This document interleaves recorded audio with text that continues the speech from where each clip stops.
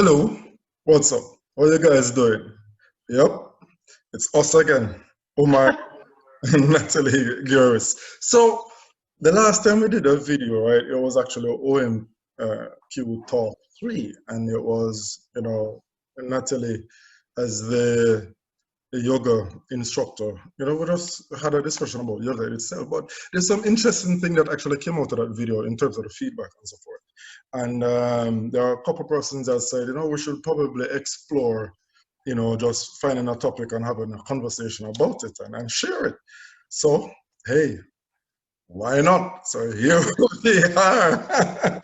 So, I mean, it's kind of cheesy, but we're just going to call this one Natalie and Omar show. So we're going to change it later then fine. So, but yeah, we didn't have a lot of time to think about it. So bear with us. We'll just work with that and then take it from there. Of course, I'm in Atlantic, Canada, and Natalie is in Sydney, Australia. So virtually we're meeting somewhere in the middle. All right, so what are we going to talk about today? We are actually just going to speak about being yourself. It is something that everybody recognizes, but it's actually one of the most difficult things. A lot of people find it difficult. I mean, I've personally found it difficult to be yourself. It's only, over the last couple of years, you learn more and so forth, and you actually start to explore things that mean something to you. And so we're just going to talk about that. And I just want to add that, I mean, what we speak about, some of it obviously is our opinion, but we also, play devil's advocate, if you will. We just present different views that may not necessarily represent us, but just to hopefully get the discussion going. And for you guys, we really encourage you, as you go through this, any comment you have, just, it will be on YouTube, obviously. Just make a comment there, and we really appreciate all form of feedback. But as usual, I am out of breath now. I'm done talking. Off to the lady, Natalie. Hi, Omar. Yeah, I think the topic that we were deciding to talk about today is, about being ourselves and coming from an authentic place when we communicate and when we're, with ourselves and with other people. And I think when we actually discussed this when we were talking about yoga, but it's such a bigger thing. So one of the gifts when we were talking about the fact that yoga was just, people perceive it as just as asana, but one of the gifts that you get is that you get to know your true self. This is the exploration of yoga. And how we do that is, one of the things, the concepts that I was talking about them was yoga chitta vritti nirodha, is like the cessation of those thoughts. Right, Now, mind. I'll ask a question. Yep. Okay. Who are you? What will you say? Well, see, this is actually the point I was getting to in saying that, is that we tend to identify with our thoughts. We believe we are our thoughts. We believe, okay, I am Nat Gare as a yoga teacher. I am Nat Gare as a mother. I am Nat Gare as a daughter, a cousin, and we define ourselves by those roles, not only our roles in society, but also these thoughts that we have about ourselves,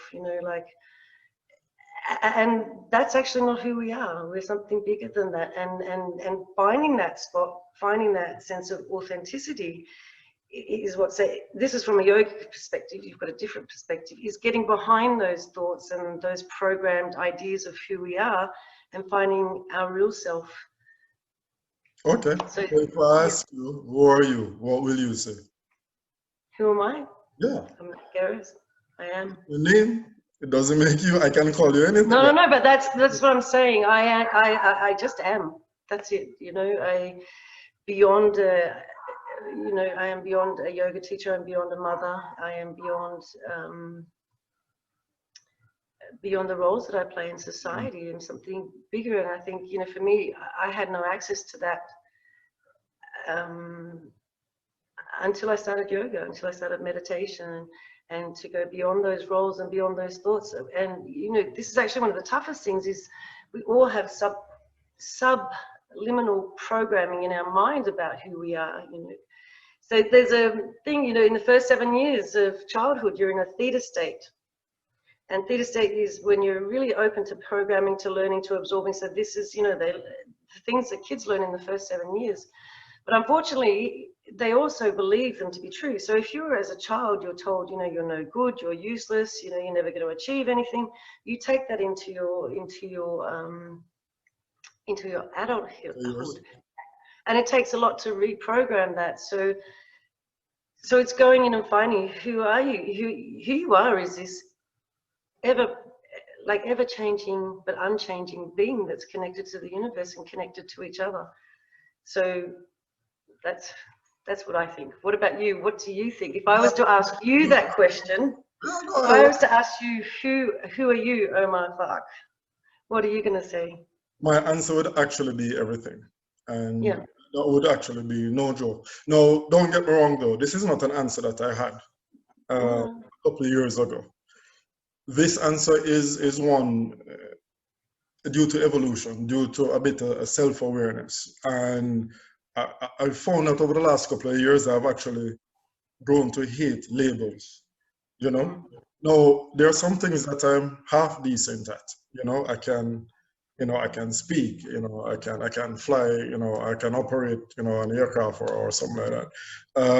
You know, I can learn. So, but it does not necessarily mean that that is who I am. Now,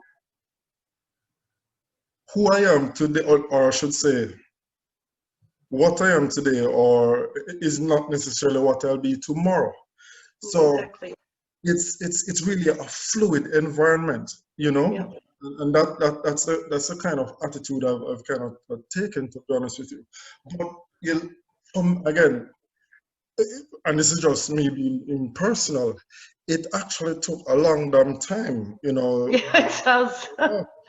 No joke, to get to that stage where you actually explore, because the popular saying, you know, give me a child for 7 years and I can show them the type of man they'll be. Any parent will know this. And after the birth of my first son, that is when I realized the power you have over a child, over influence, because you can really and truly get a child to do anything that you want, you know, if you indoctrinate them in certain ways. And I mean, there are plenty of examples in the world, good and bad. So it is the way it is. It doesn't necessarily mean that as that child grows into a bit more consciousness, and if they're willing to explore things outside of what they've been taught, that they cannot, you know, have a certain awakening within themselves, you know, and carry on. And these type of things happen, you know, there's no set time. You know, it can happen at 20, it can happen at 40, it can happen at 80. That's just the way it works.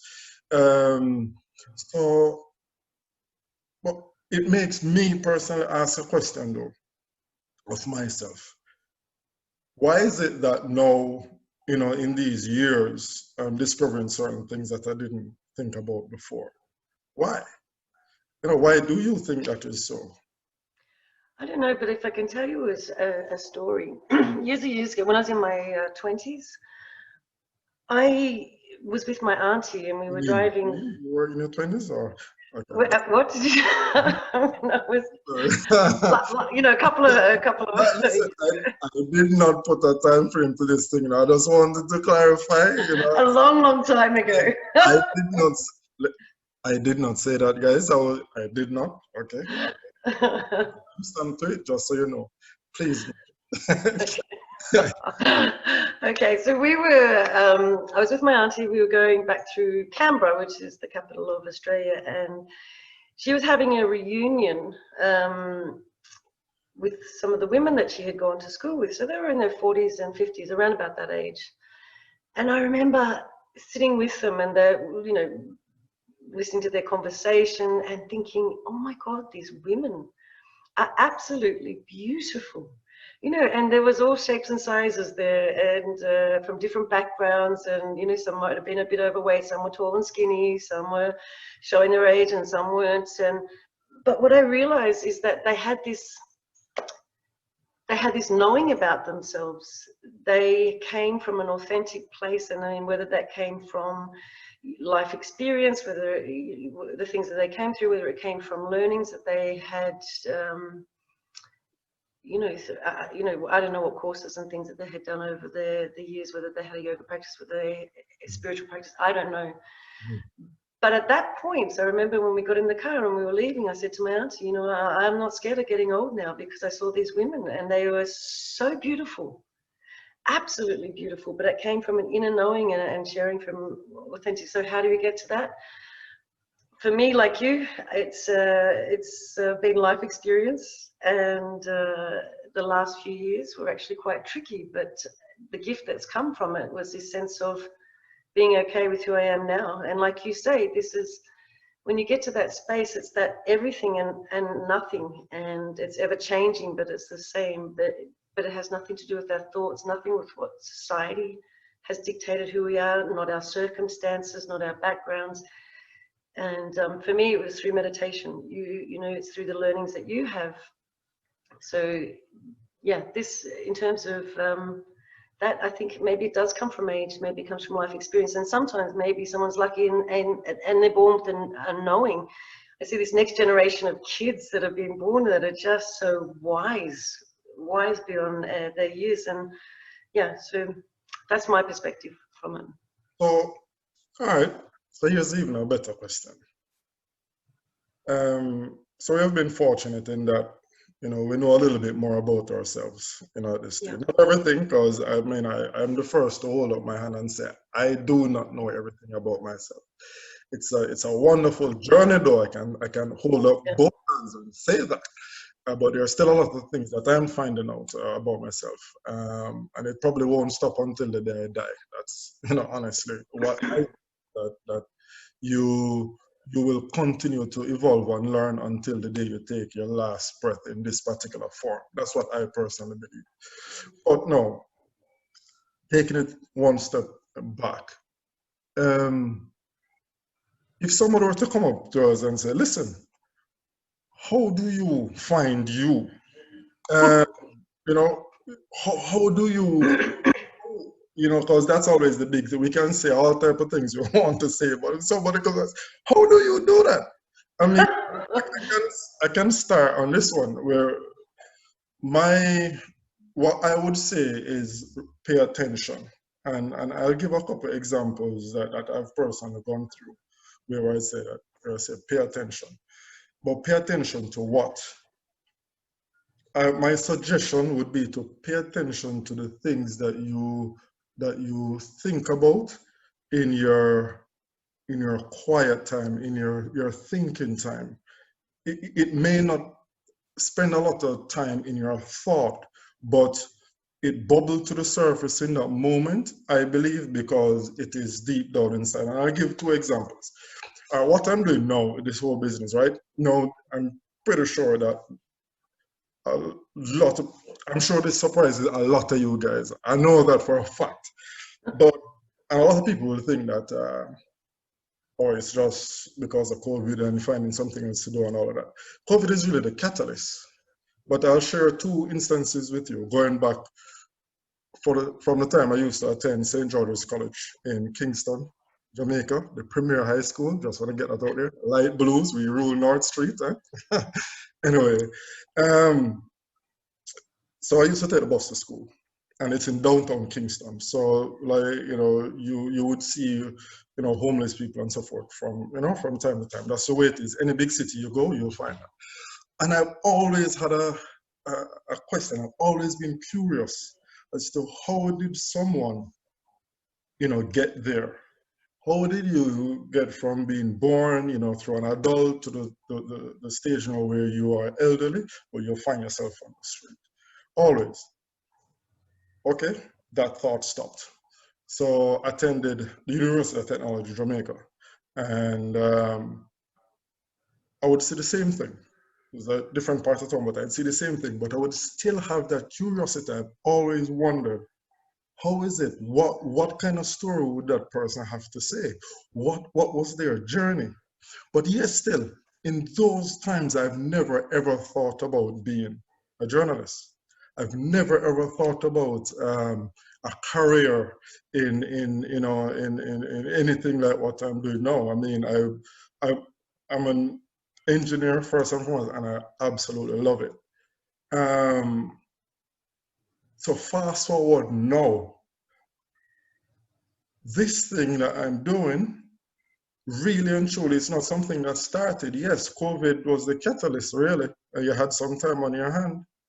But if I really sit and think about it, this has been something that has been, you know, bubbling from 20 odd years now.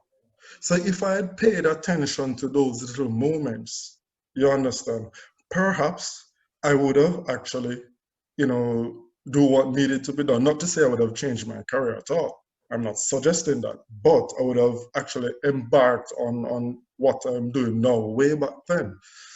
And I'll just share one more example. If someone were to ask me what's the thing that I regret the most, nobody would guess this, but I'll share it. It's actually not taking a photograph. Once I was in London, right? I was in the tube station. It was Charing Cross, to be exact. So I had a digital camera with me, right? And I love imagery. So even on the website, you'll see me have some images. I love real interesting imagery. So I have this digital camera, and I saw this. So waiting waiting on the tube and all. And I saw this elderly lady, you know, she was at least, I would guess, 75, but she was glowing. You know, like you look at her. I mean, even if I'm saying this now, I can imagine her face, you know, and you could just see that this is someone that it was almost angelic, to be honest with you. She actually reminded me of my grandmother, you know, but she just was pleasant, you know, just going about her business. She sat on the bed, and she was just such a positive energy and aura around her. And I had my camera. I'm like, oh, Omar, but you know, I mean, you have to be careful when you start taking pictures and so forth and so on. So I didn't. And the train came and I went. Honestly, I regretted it. I said, you know what? I should have actually just asked her. She said no. She said no. So again, fast forward to now, when I look at some of the things that I'm doing. Um, so it's not something new, but I didn't pay attention. So long story short, if somebody comes to me and say, Omar, what do you think you should do to try and find yourself? I would say pay attention to your thoughts when you're in those quiet moments and something pops in your head. Hold on to it before you lose it back, before you think about the next bill to be paid, before you think about what time is the train coming, before you think about what messages you're going to reply to. If you can hold on that thought or write down that thought or something, and then start to explore that. I think it is in those moments, those dead zone moments, so to speak, when things kind of, you know, your mind is not occupied with a lot of things. So that is when your inner desires, your inner curiosities, I would say. So that's what I think. I don't know. What's your thought on it? No, I agree, because what you call it, that dead zone, that quiet zone. But you know, that is exactly what we're talking about in terms of meditation. I mean, some of us unfortunately get to that state through life experiences, and some of them are not good life experience. I can tell you that myself. But it doesn't need to be like that, you know, especially if you're younger. If you can start out and that space that we talk about through meditation, it's behind those thoughts, that you get to that space where you're connected to the ever-changing but stillness, where you're connected to universe, connected to your higher self, connected to who you really are. And when you get into that state, this is where you get to know yourself. So, you know, a lot of people, you know, the word dis-ease is dis-ease. It's dis-ease with who we are, dis-ease with our circumstances, and we don't listen to those little signs that you know along the way. But if you say meditate regularly, all these sort of things, you can get to it without having to go through a disease, because you hear a lot of people that, you know, deathbed stories, and then they have an enlightenment and revelation, or they've been through a really nasty divorce, or they've been through trauma, and that's how they, through these processes, end up finding themselves. But it doesn't need to be like that. You can find different practices that can lead you to there and find who you are, your authentic self, without the labels of society, without the labels we put on ourselves, without the labels that our family put on us.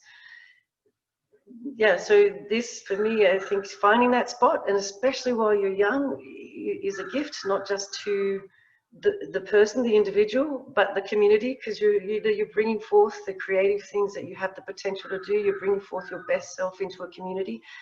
And in fact, actually, I read something this morning from about the Dalai Lama, if I can just get it and read it for you. Yeah, sure. Yeah, hold on. Oh, this is really quite serendipitous. Hold on.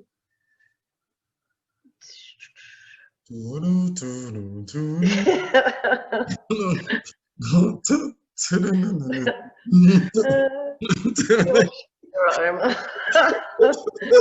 never changed. Oh no, I didn't save it. I thought I did. Anyway, you know me and technology, so it's but basically, like, to make change in the world, you bring forth your best self, and then you're able to interact in the community, and communities become whole and complete, and then we can have an impact on a global level, coming from peace and compassion and wholeness, not from this brokenness that we go through in life. So yeah, you have a responsibility to do it, not just for living your own best life, but who you are on the planet. Actually, you said something that, just, and that's my thought, because you see me look away, I'm just like, scribbling down things so I don't forget them to ask or whatever, or if I have a thought. But one of the things I wrote down, actually, I just put plus or minus here, that's all I wrote down. And it's actually based on what well, it's not based on that, but what you said actually leads into that. And you said you have to be yourself, for yourself and for people around you or thereabout. And I can't even stress the importance of that. Especially in, well, the relationship with yourself, first and foremost, and relationship with other people. It doesn't matter whether it's a relationship, personal relationship, as in, or a social relationship, or intimate relationship also. You can easily end up lying to yourself and to other people, simply because you may not even know that is the thing about, no, for real, because you may not even know, honestly, you may not even know that this is not who you are. You may not.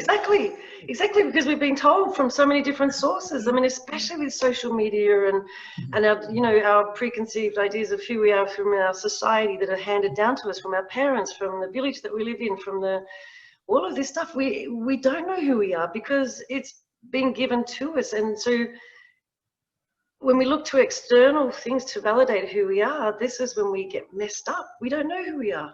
So when you come into that eternal place, you find the answers yourself. I remember once I had a conversation with someone, and they asked me, they said, I'm not sure if they asked or they told me, they said, you need validation. And I said, no, I don't. I said, no, everybody needs validation. And my reply was, if I seek validation, it means that I am forever looking at somebody else's compass, to determine which way I'm supposed to be pointed, to show me, where is east. You understand?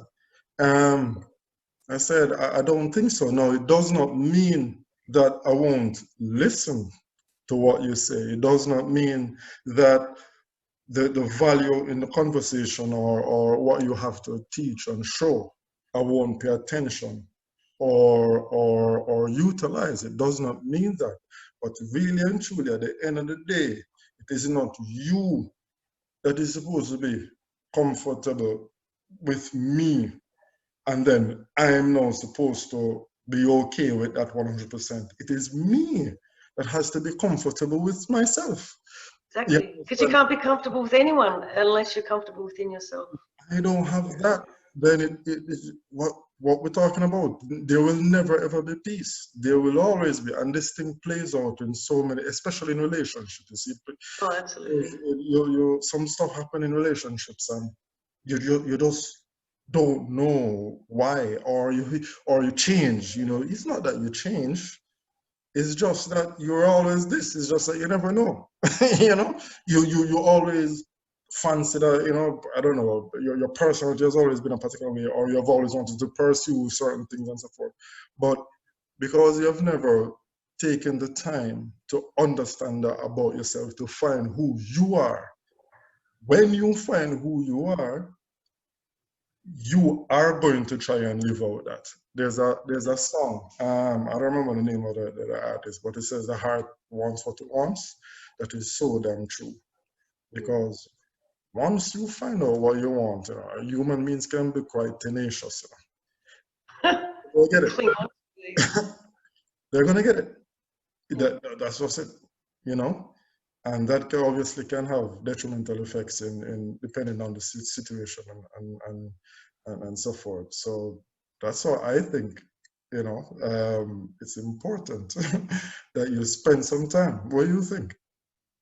I absolutely do. I think, especially when you're talking about relationships, we tend to come to relationships to have someone heal us, to have someone give us this love that we don't have within ourselves. Oh, And there's no way to give you. no, listen, I'm serious. Give you.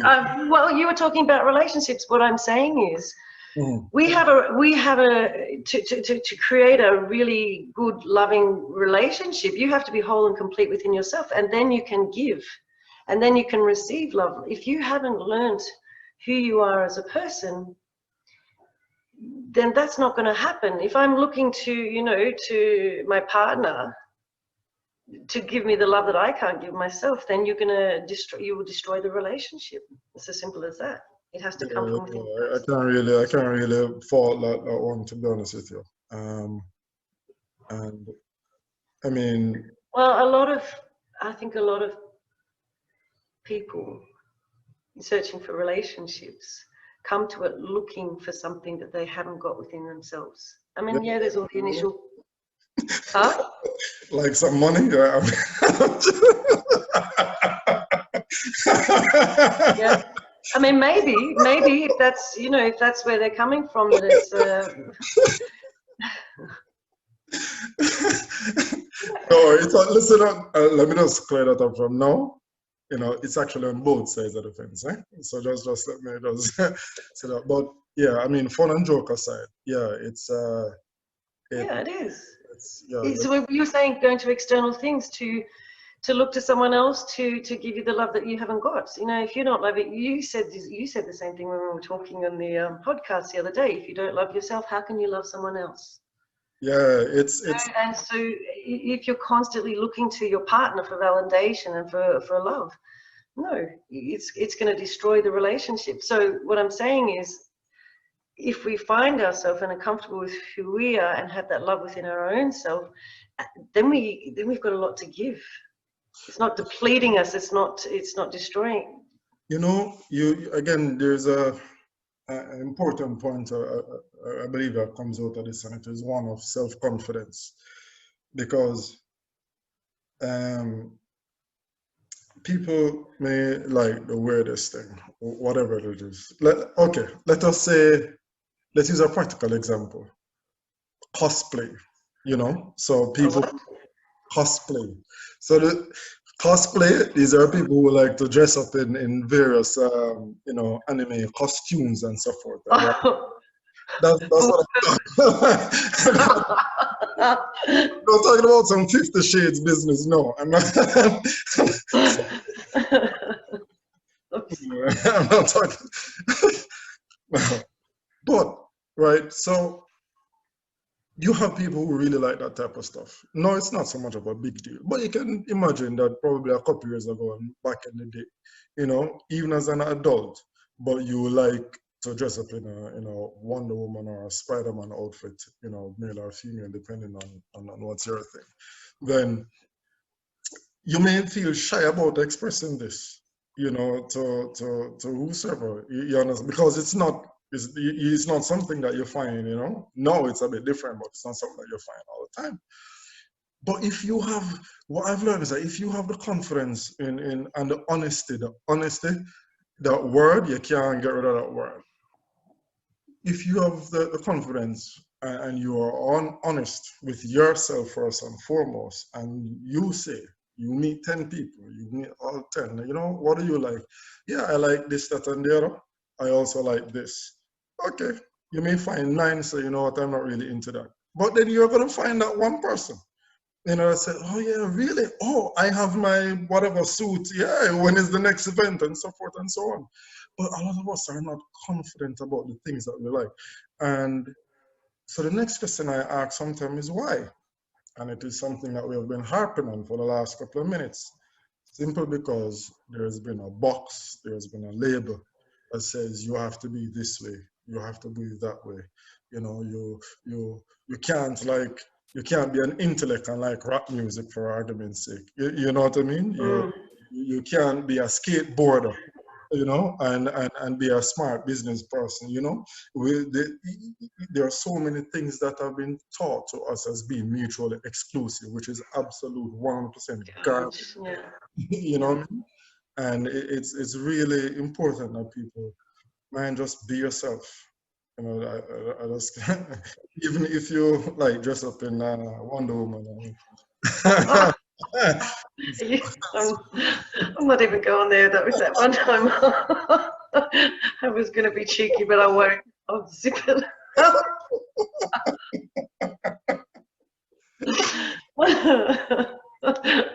Oh dear. Okay.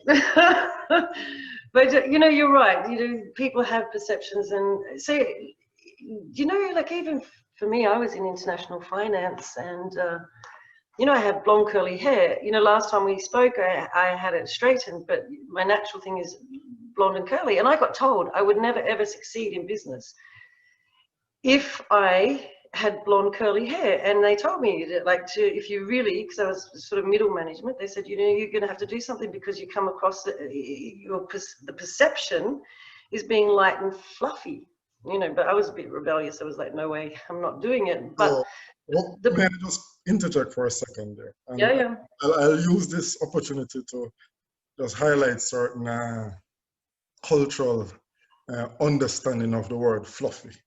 So, Oh, okay. Hold on. you're turning, you're, you're getting all shy. But okay, so I understand what you mean. Where you know, you're seeing what all fluffy, like the blonde type thing. Now, you know, in our culture, like in the Jamaican culture, when we say, you know, a woman is fluffy, it means that, you know, um, she is she is a handful. When they're being hugged, you know, there's a good amount of you'll feel the hug, you know. She's A a little overweight. bit thick, you know what I mean? So that Cuddly. I like that word. Oh, I like fluffy. I think that's cool. But I do understand what you mean, though. But yeah, that's like if But you it's, say a Jamaican, it's a fluffy. Oh, okay, all right. I like it. I like it. Fluffy. Okay, this one I could happily take on. No, but what I meant is that, you know, the perception of blondes, you know, and all the old, you know, stereotypical jokes of blondes and crap like that. And, you know, I refuse to. It's like, you know what, I'm a smart woman. You know, I can go to an AC/DC concert and headbang all night, but I also love going to the opera and going to operas, and you know, I like yoga, but I can still go out dancing all night and, you know, have a glass of wine and that sort of thing. So we aren't, like you say, the perceptions of who we are and how we're supposed to be is something totally different. And the trick is to getting that, and the younger you can do that, the better. And, you know, so that it's not through life experiences, the hard stuff like we've been through, or through disease, or through anything like that. There are paths to finding yourself. You know, Yep. there is I'm a lot of my college, buddies, we're actually in a group. So I'll take this opportunity to say hello, guys. UTech 9. But anyway, we are in a group and so forth. But one of the questions that this was a couple months ago, I actually asked a question. I said, should we teach philosophy to kids at the primary level?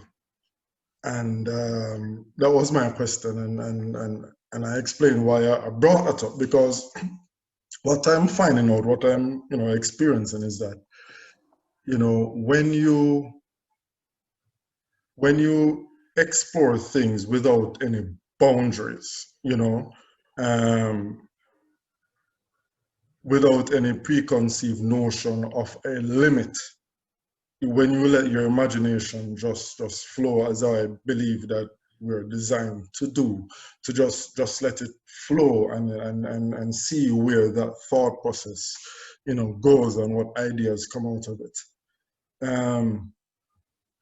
I think that if kids learn how to do that from a younger age, then they will be, better thinkers, better critical thinkers. I mean, it's probably going into one of the issues that we have now, I believe, in this world. You have so many persons who are university graduates and all of that, but it's just like a conveyor belt, in terms of thinking outside, literally thinking outside the box. It's very difficult to do. I believe as well, the whole philosophy at a younger age is, when I look at, the scientists of yesteryear, there are certain things I see in common. They're philosophers, they're inventors, they're mathematicians and so forth and so on. I think there is a relationship between philosophy and science. And this is my thinking. Yeah, I think so. And I think why I think so. Because before we got to the moon, somebody somewhere had to sit down, chilling and say, what is that? How did we get there? And then you start to hypothesize. You understand? You start to do your studies, you start to get your charts and so forth and so on. So, but it all started when somebody had a vision, had a dream, as a philosophical question. If we go back to Newton, probably you ask yourself, okay, is it that he asked himself, why did the apple fall vertical, as opposed to why didn't the apple fall, quote unquote, fall to the right or to the left? So you see that and explore that. Oh, okay. So it's also 9.81 meters squared per second. It means, oh, so this is what it is. So in thinking philosophically, you put forward your hypothesis and so forth, then it becomes the science. But then it comes right back, I believe, to real life, practical life. So it's a process. So that's why, actually, I believe, in a long story short, that if philosophy is actually introduced to kids at a younger age, it helps to unlock their mind. You know what I mean? Absolutely. I agree. Totally agree. And actually, it's just funny that you talk about that, because right here, I've got this book. This is absolutely fantastic. It's from Bruce Lipton. Okay. Biology of Belief. So it's basically pretty much on the subject of what we've been talking about. So he comes from and actually, this guy had his moment of breakthrough when he was on a sabbatical in Jamaica. So he maybe it's the vegetation, no? Well, magic happens in Jamaica. Okay, got it.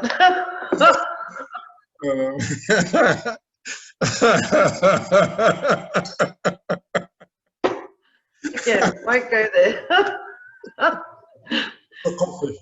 We have the world's best coffee, Blue Mountain Coffee, in Jamaica. So yes. Okay. Go So ahead. he's a scientist, he's a biologist, and a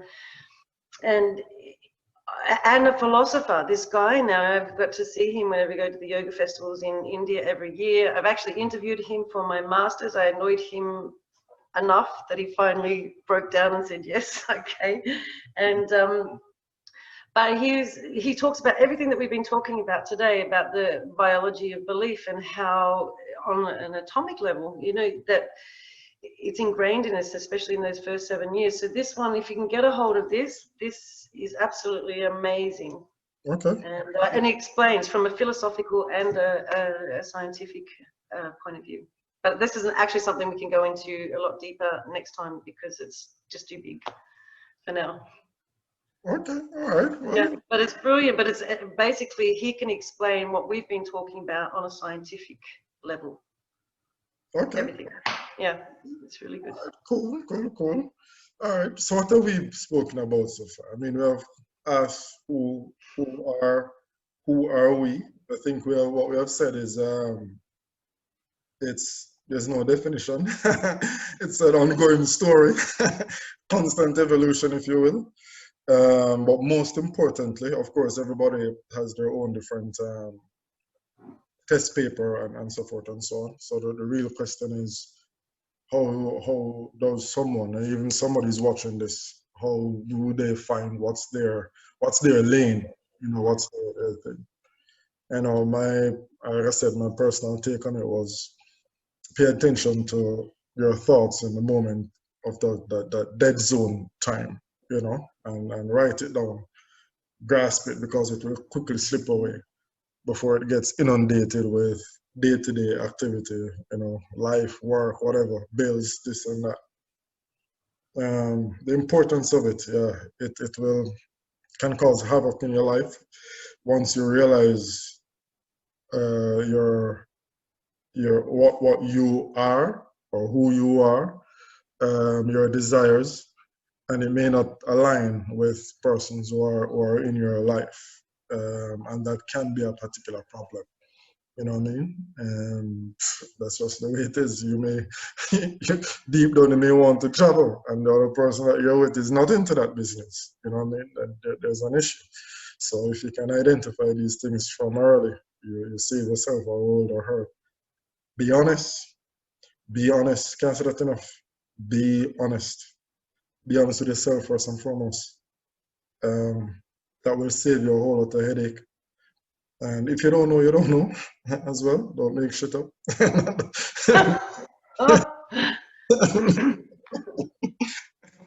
For sure, you know, yeah. I know. What did I miss? No, nothing. I think that pretty much covers it. And I think you know, you have to keep an open mind and a willingness to grow, to change, and to dive deep to find out, so that you can become the best person that you know. All of us have a gift. All of us have this connection to the universe. All of us, and we forget. And whether we forget because of what society says, what our family says, what, you know, what even we say about ourselves, but we have the obligation to do that, to become our best selves, not just for ourselves, but for our family and for community and peace of mind, and to come from that authentic place. And in fact, I've actually got a really amazing poem here. If I can just rip it off my wall, I will read it to you. Sure. Do I need to play the Jeopardy thing again? No. This is actually related to Nelson Mandela, but it's by a lady called Marianne Williamson, Okay. and I keep it, you know, next to my desk when I'm studying. So it says, our deepest fear is not that we are inadequate. Our deepest fear is that we are powerful beyond measure. It is our light, not our darkness, that most frightens us. We ask ourselves, who am I to be brilliant, gorgeous, talented, fabulous? Actually, who are you not to be? You are a child of God. Your playing small does not serve the world. There is nothing enlightened about shrinking so that other people will feel insecure, won't feel insecure around you. We are all meant to shine. as children do. We are born to make manifest the glory of God that is within us. It is not just in some of us, it is in everyone. And as we let our light shine, we unconsciously give other people permission to do the same. As we are liberated from our own fear, our presence automatically liberates others. You know, I don't think there's anything else to be said after that. Nothing, nada. That's it. So, you know, let's say is, hopefully you guys enjoyed it. You know, like I said, we'll currently call it the Natalie show. For now, maybe it will change, maybe it won't. I don't know. We'll see how it goes, right? But do you have anything else to say? No, a pleasure as always, Omar. Not a problem. All right, so oh, what I might do too is actually find a link, or see if we can put it at the link so that people can, you know, have this poem so that they can find it. okay. It's actually really, it's really beautiful. I'll put it like in the description or so that That would be great. That would be really good. Fantastic word, actually. It's really interesting. And okay. stuff. Yeah.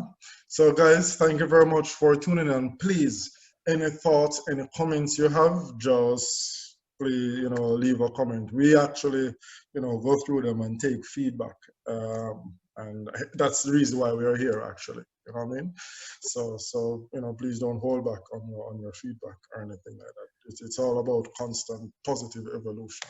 So thank you very much, and have yourself a wonderful day, evening, night, wherever it is. There you are. All right then, cool. Thank Cheers. you. All right, later. Bye bye.